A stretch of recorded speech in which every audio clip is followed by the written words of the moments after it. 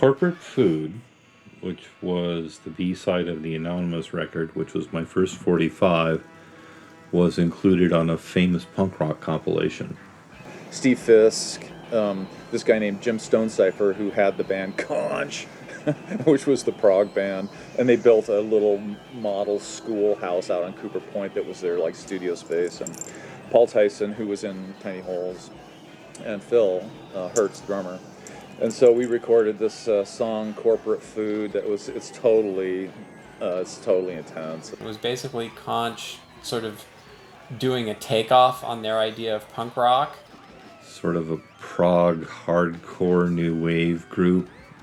And so Corporate Food, even though it's very sophisticated progressive rock music in 7/4 or something stupid like that, Jello Biafra fell in love with it. And so he asked if he could include it on a compilation that was done when Reagan was president. Called Let Them Eat Jelly Beans, that was like all like kind of hardcore punk stuff, and then this Conch song got on there. Which was great, actually. I loved that happen. And it was circulated in Europe, and I don't know, it sold a bunch, relatively speaking, you know. That was just like being singled out for by American Idol or something like that, to be a band in Olympia, to all of a sudden you're on this one record that Jello Biafra was putting together. We cooked hamburgers, so we flipped a burger on a little grill in the studio recording. We got Wally, who was the security officer in the comm building. He was like, "What are you kids doing in here? Are you cooking?" It's like, "Yeah, just let us do it, and we'll make you a hamburger." And he was like, "Okay." And a couple of years later, Fisk and I are hanging out, and he says, "Look at this," and he shows me a check from the dead Kennedys, Jello Biafra, for like $230. It was like our share of the, oh, it was, I kind of wish we had never cashed that check.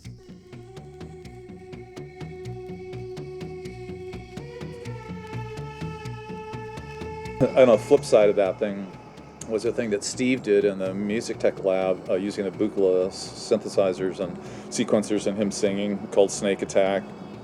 And that got on Dr. Demento. And so it was kind of amazing. We were just making these crazy pieces of music, and it was an unbelievably intense and fun and busy music community of people performing live in town, and working on this stuff on their own, and lots of overlap between different folks and different projects.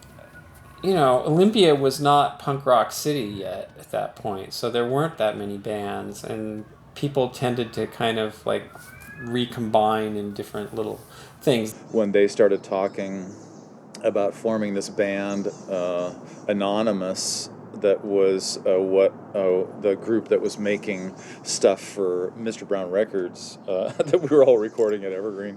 There was this other band that they were working on, which was Tiny Holes. There were a couple times I got together to sort of jam with Bruce Pavitt in my apartment, and I don't know if he was doing anything separately with Steve Fisk, but somehow the three of us got together. Steve Fisk was living way out on Cooper Point Road on this kind of like, hippie commune with a prog rock band, and they had a big barn that was a rehearsal space. And so the three of us went out there and fooled around and made some recordings, like 4-track recordings, called Professional Ethics.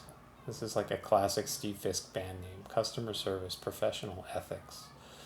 And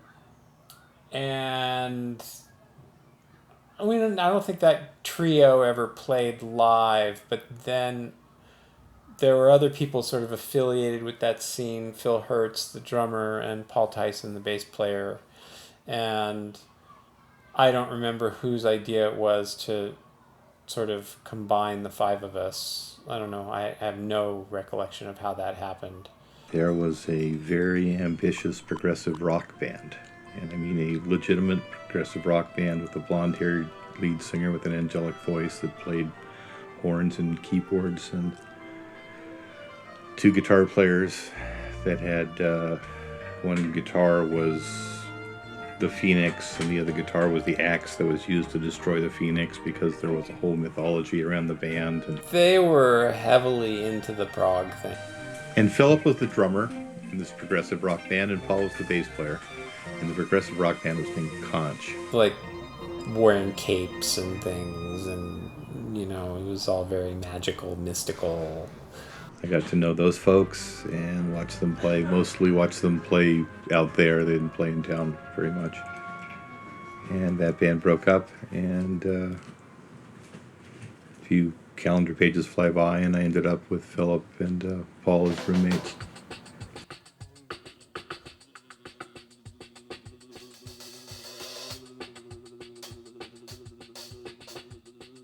The Tiny Holes were a bunch of friends of mine, most of whom were my roommates on the west side of Olympia in a large house that had a garage with most of our instruments set up in that. And there was Paul, and there was Philip, and Steve, and Bruce, and me. Paul was just a monster. Paul's probably one of the best musicians I've ever played with. He was incredible. Now he plays golf. But he was an amazing bass player. This is this place, I think 401 North Rogers. It's still a notorious hippie pad. With last time I was there were elaborate sculptures all over the place. I think there were some dragons and maybe some apes or something. But yeah, it's right on the corner. You can't miss it. Just going off the block. The back of that house on Rogers Street had this little sort of garage, like a detached garage thing that we used as a rehearsal space. And I remember one day some neighbor lady came over and complained and asked us to stop. And it was like in the middle of the day. We weren't even playing late at night. But I think we apologized and said, sorry, but it's daytime. We're playing. I think after our third rehearsal, or jam, or whatever what we thought we were doing at the time, we decided we needed a name. And so we took a break and came inside, and these 5 people had never had to work anything out like that before. And so we made a bunch of lists and started looking in magazines, and they were trying to make variations on Talking Heads. And I found a National Geographic that had sea snakes in it, and it had the sea snake was poisonous, and the caption said, "Tiny head holds deadly peril."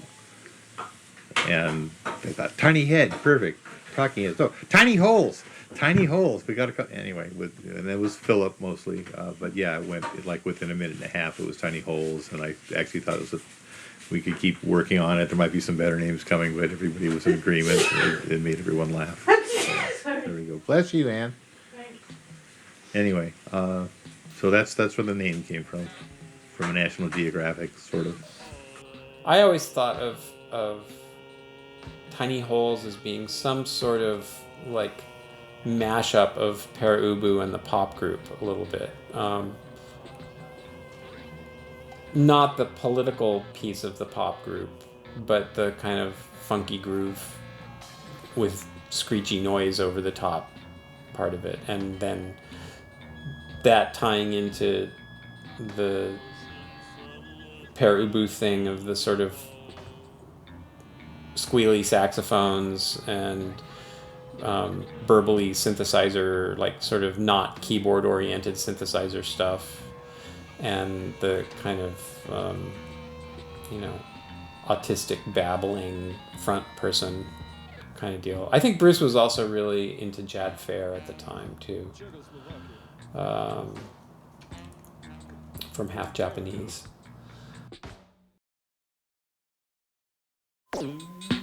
Howdy doody with the Tiny Holes.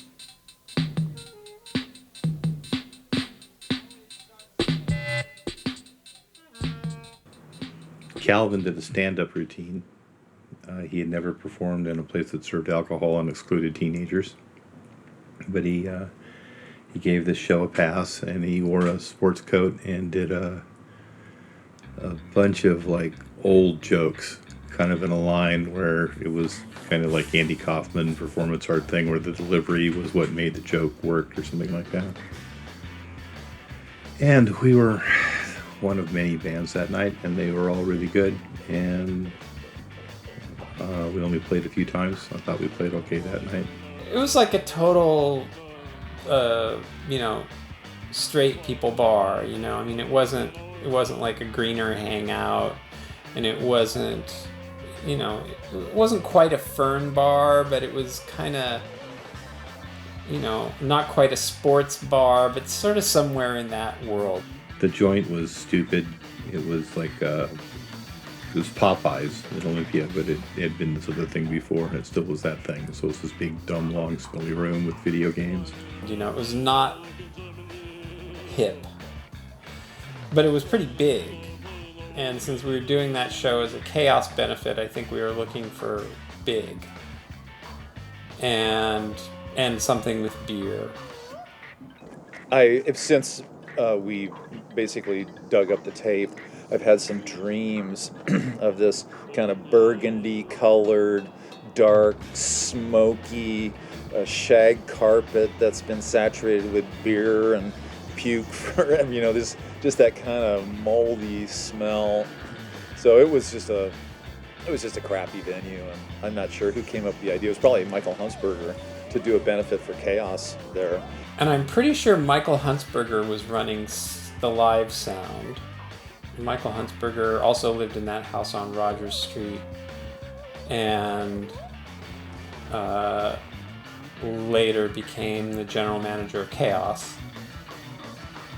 And he had a band at that time called Man Attack's Beer Truck.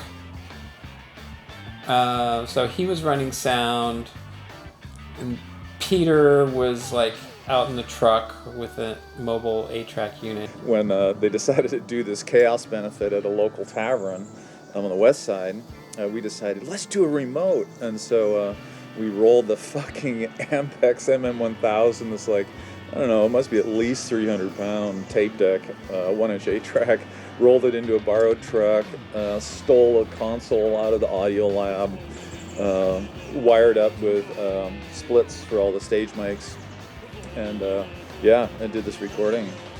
It was a favor or something like that, but Peter got it for the gig.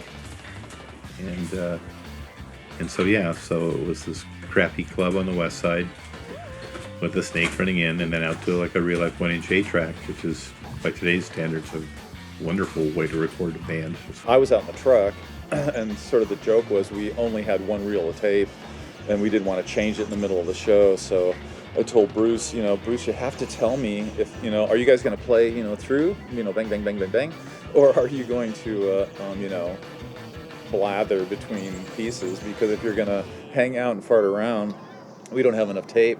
So you're going to have to tell me, give me a cue when to start the tape.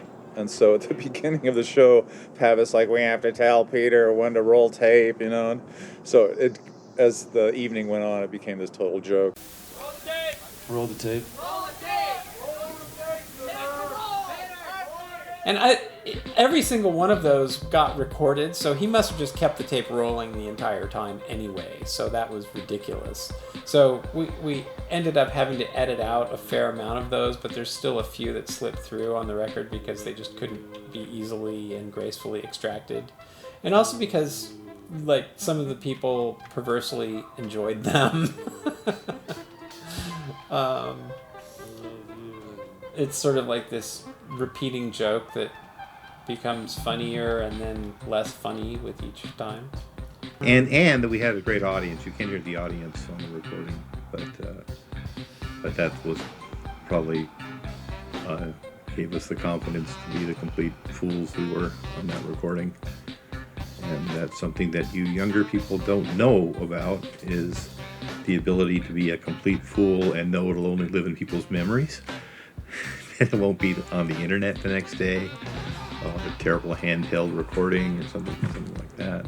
This was something where, okay, we knew they were making a recording, and that was more an exciting thing that someone was recording it, as opposed to potentially being really embarrassed by what you did, which is I think it has to be part of the millennial experience. I didn't actually know how to play the saxophone at all. I had a girlfriend who had one, and I sort of borrowed her saxophone and figured out how to shriek on it. And we used to get together with Jeffrey Morgan and play in the basement of the Cab building. And that was sort of my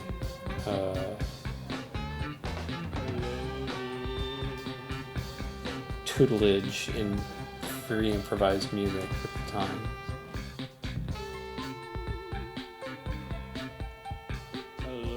But anyway, after it was done, of course, everyone's distracted and all this stuff is happening. And the tape goes into, I had a pile, a tape locker in the comm building that had just all of the stuff I was working on. And probably it speaks to how much people had to do that nobody said, when are we going to fucking mix this Tiny Holes record? And when are we going to, so the minute it was done, all there was the cassette. I think people heard the cassette, said, well, yeah, okay. I would every, 10 years ask someone, God, can we do something with this? And Bruce Pavitt, of course, was getting extremely famous, and Sub Pop was doing extremely well. But no one thought it was going to sound as good as it does now. Nobody knew anything about studios. The Evergreen State College were just assholes about using the facilities, so Peter Randa couldn't just march into the 8-track 1-inch. So anyway, so Phil, we were talking, actually I think it was over email, and I said, when can we release the Tiny Hole shit, I should bake the tape, we should do that. And he said, yeah, absolutely. And so I think the conversation started to go between Fisk and Steve Peters and Phil and myself tangentially. Ultimately, the irony of all of the stuff, we got serious about this when Phil had contracted GBM. When we started talking about doing the Tiny Holes thing, he had decided to move to Mexico. His mom had retired down there, and she's getting aged and needed help. And so Phil moved down there, and had trouble speaking, and turned out he had glial cell carcinoma, brain cancer, and it took 1.5 years to kill him. And so it was just like, what? And so as the processes were dragging through getting this stupid record done, and so it was too bad. I mean, he heard the mixes, but he actually didn't see the physical thing, which is, it's okay. I'm really happy that we got it done, and I'm really happy that it's dedicated to Phil.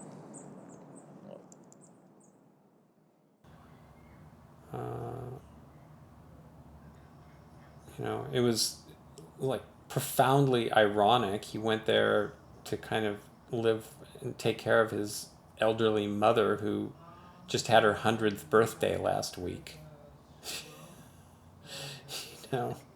So he thought he was going to be there taking care of her until the end, and it didn't go that way.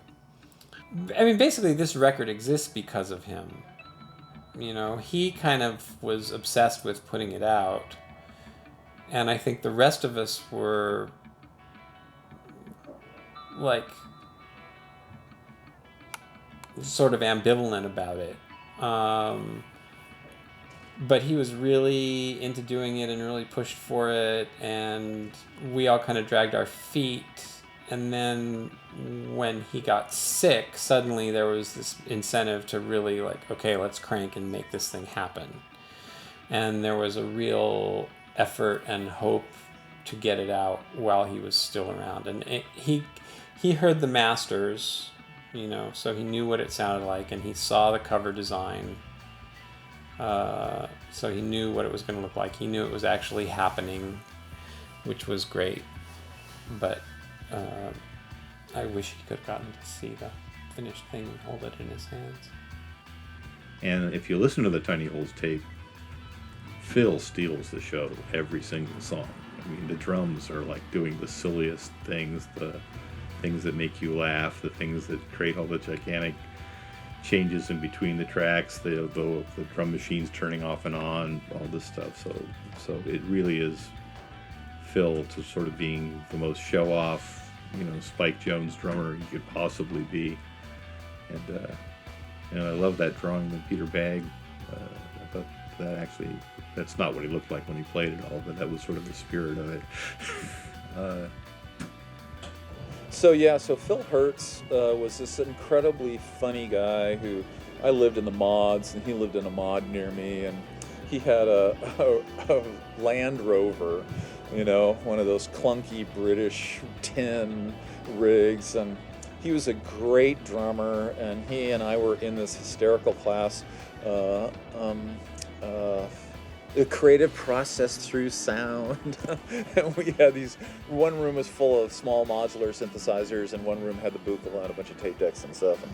And Phil was amazing. He was super creative, he was super funny, super sweet.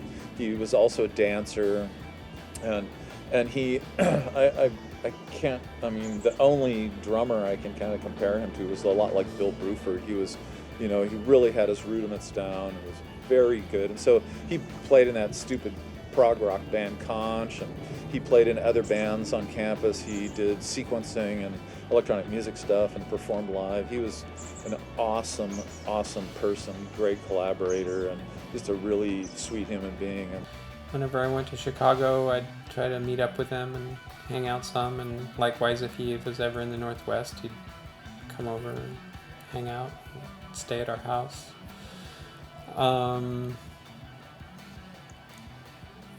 He was a good friend, and I was really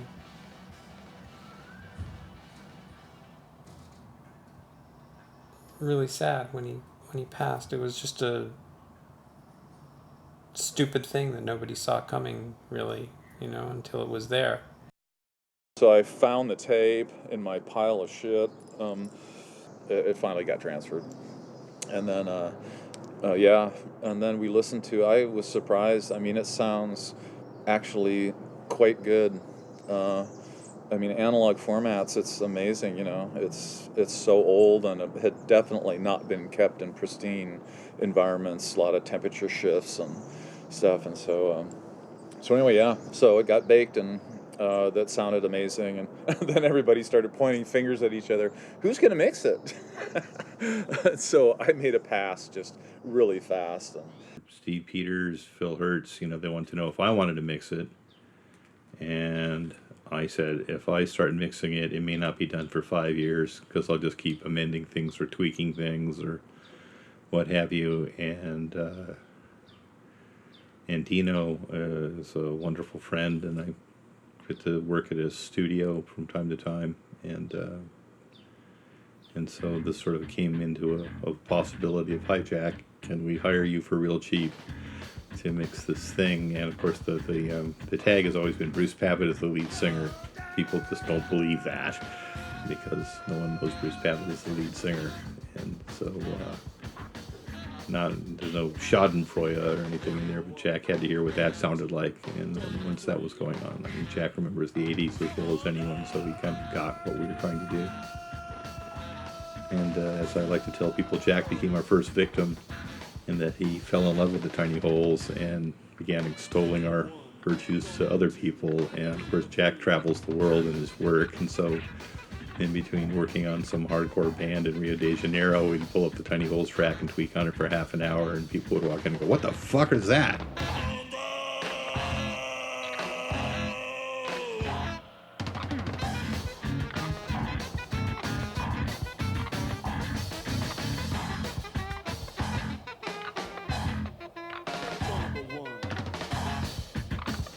Two.